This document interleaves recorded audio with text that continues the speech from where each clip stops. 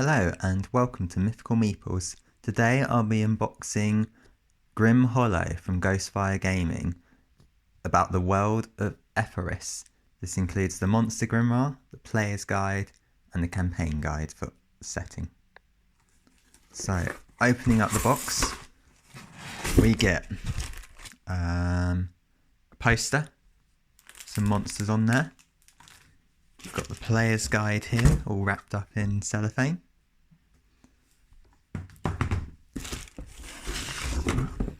Got the Campaign Guide about the world of Etharis. And then we have this box here. So, opening up the box, we get the Lairs of Etharis map pack. It's probably worth noting at this point that I backed the Kickstarter as a Soldier of Fortune. So I got the PDFs, I got the Monster Guide, and I got the Lairs of Etharis map pack. And I also, as the add-ons, I got the Player's Guide and the Campaign Guide. Let's turn the box that way. Got a load of stickers. They're really cool. That is really weird, but really cool. It looks like it's some sort of gnome or goblin head on top of a spider. Looks like there might be more sheets of stickers in there. We've got the Lairs of Etharis book wrapped in shrink wrap. Ooh, what's that say? Take the fight right to their door. So the dark and dangerous world of Etharis, home to the grim hollow fantasy setting challenges all who live there. So this is a bunch of ready-made lairs, 20 of them, from level 1 to 20. So, you know, something for everyone there, no matter what you're playing. And here we have the Monster Grimoire. So look at this artwork. That artwork is amazing. You've got 4 arms here by the looks of it on this beastie, and then some form of hellhound right here. So this is a very gothic based setting. What's it say here? Corrupted humanoids bent and twisted by otherworldly forces. So that's presumably what's on the front cover. Got 400 new monsters, which fit into any 5e setting.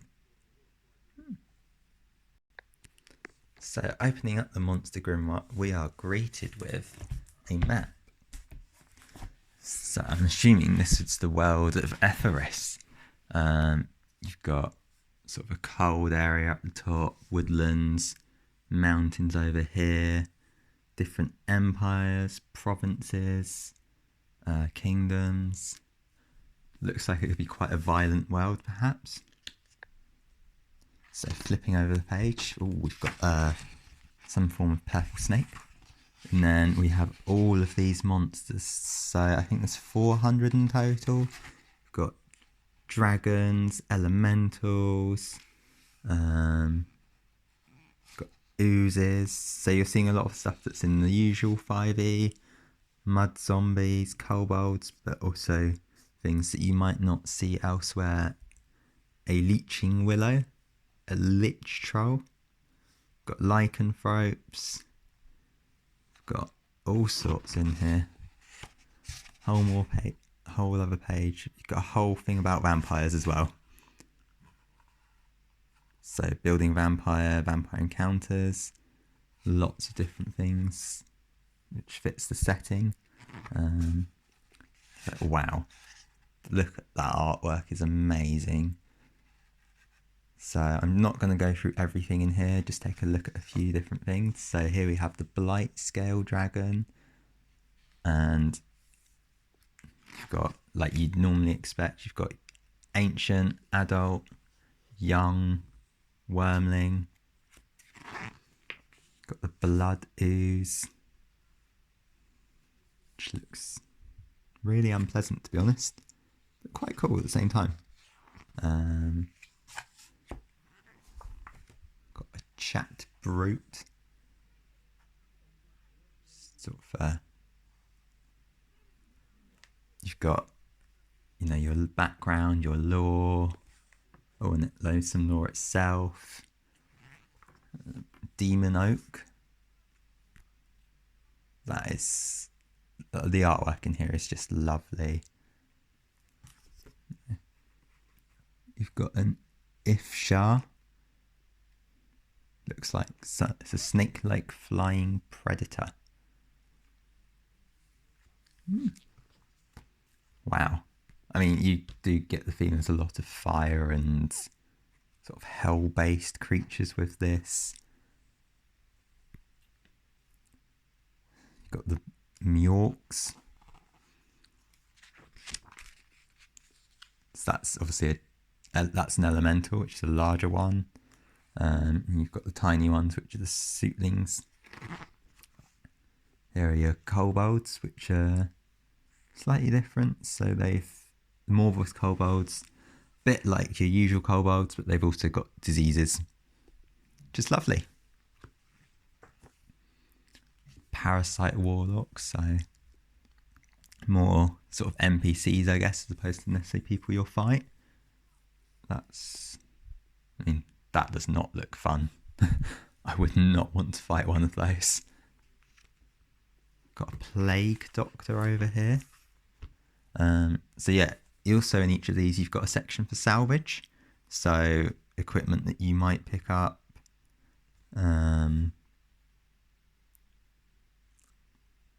How you can customize the NPCs. We've also got a bit about lore, which is just, I guess, extra information for role playing. Up here as well, you've got a little GM advice section for the best use when the characters trust them, relying on the plague doctor. Oh yeah, Remorseful Storm has also got the GM advice. So I don't think this is something for everything, but a few of them do have this. Yeah, this looks really, really good. You know, if you've got a lot of devils and demons maybe in your campaign, or undead. Again, very gothic based. I mean, that's a Celeste, that's neutral good, but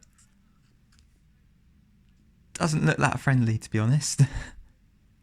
They generally act for the side of the good. It's conceivable that the creatures could be corrupted to act on the behalf of forces of evil. Okay.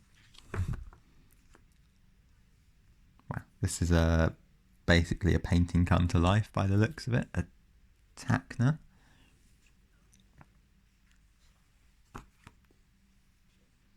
Sloth Galloper, so it's a sloth ape.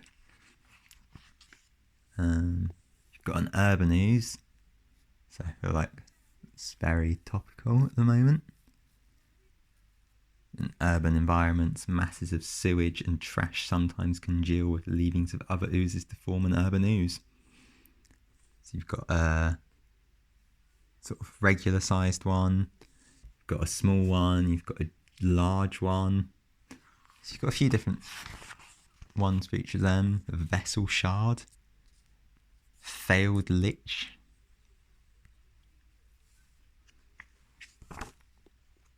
woodweirds, and then we're onto the vampire section. So you've got a bugbear vampire. It's got a variant customization. You've got salvage again.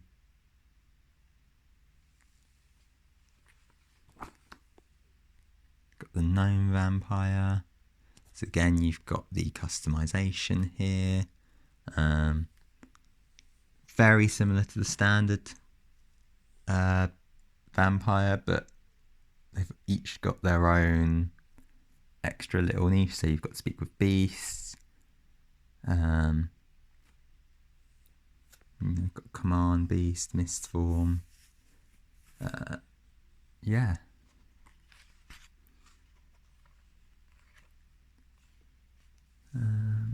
So halflings get the bonus action to dash, disengage or hide, which you don't get elsewhere. Each one again, you've got the customization. They're all different but similar. Well, they're all built around standard vampire. You've got a few extra rules for crafting and salvage, power of survival, magic item section.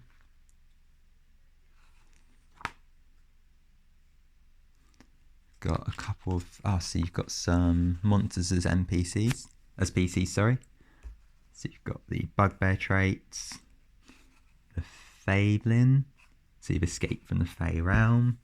You can play as a Null, a Grudgel,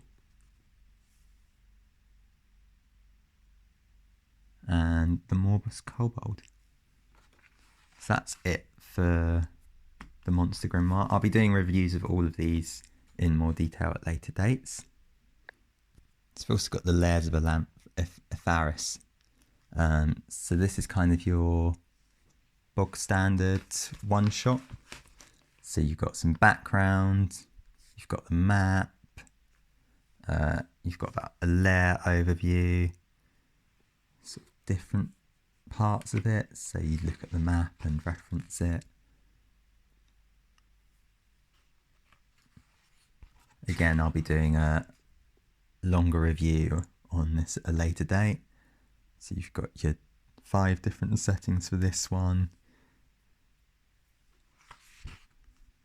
And then you've got conclusion, wizard tower. So yeah, lots of different environments, different backgrounds, different sort of hooks. So with the book, you always get a map pack. So I'm just going to look at this one here for now. So it's all folded down into a nice portable shape. So it does cover a decent sized table. I imagine they're all slightly different sizes, and they are double-sided as well. So next up, we'll quickly look through the player's guide. So again, you've got the map here, same map as before. So you've got a whole content. So you've got section about the background, the different races, different lands, different magics, and then different subclasses. So you've got sort of 2 for each of them. Got transformation. So these are if you get bitten by a lycanthrope or a vampire, start becoming a witch. Different backgrounds and sort of a bit about using archetypes and spells, advanced weapons, magic items, corruption. So you've got an ogress, which is this. I don't know what an ogress is, but if we go back, few people seen them in person.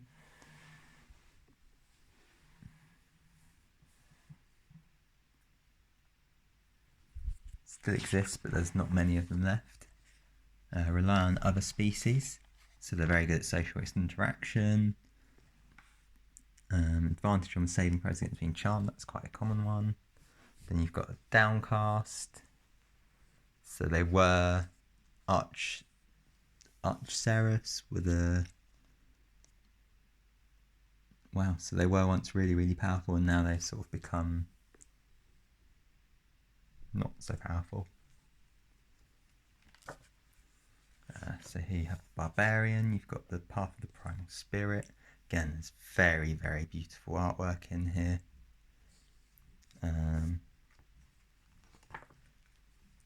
Got the Ranger, so you've got the Green Reaper, which looks like it's a very poison-based ranger.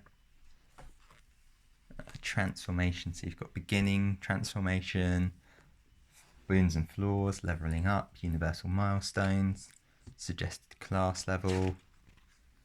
So yeah, you've got here, you can see there's different levels. So you've got level 2, level 3, level 4, lycanthropes, liches, vampires, fae.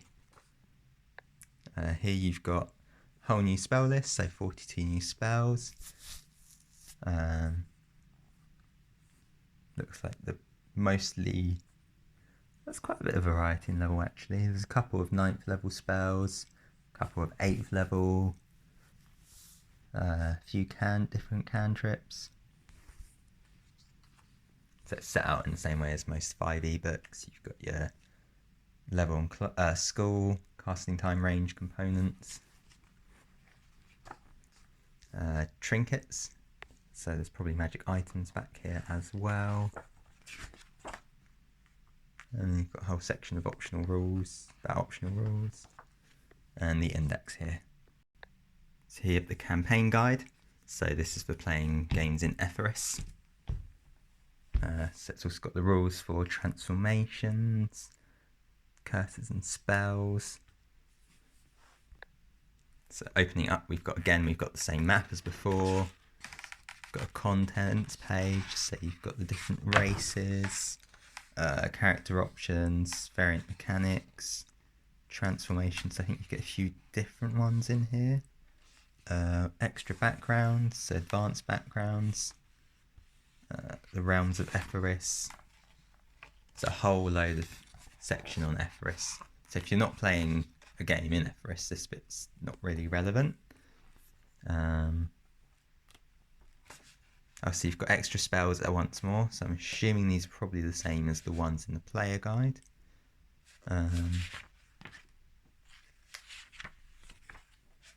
These are different feats as well.